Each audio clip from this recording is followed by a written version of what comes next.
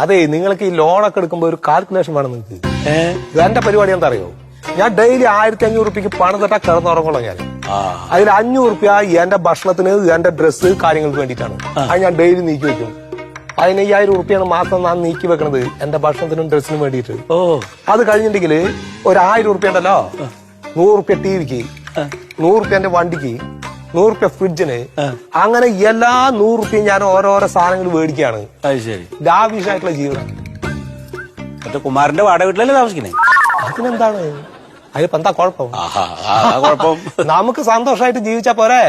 നമ്മളിപ്പോ ഒരു വീട് വെക്കോണ്ടാണ് ഇപ്പൊ ഈ ലോണൊക്കെ വന്നതേ. എനിക്ക് കുഴപ്പമൊന്നുമില്ല, സമാധാനം പോവും.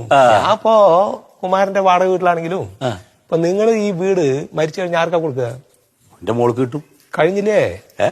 ഞാൻ മരിച്ചു കഴിയുമ്പോ കുമാരൻ തന്നെ വീട് കൊണ്ടുപോകും, നിങ്ങൾ മരിച്ചു കഴിഞ്ഞിട്ടുണ്ടെങ്കിൽ മകള് വീട് കൊണ്ടുപോകും. ഒക്കെ കണക്കന്നെ. സന്തോഷമായിട്ട് ജീവിക്കാൻ നോക്കി.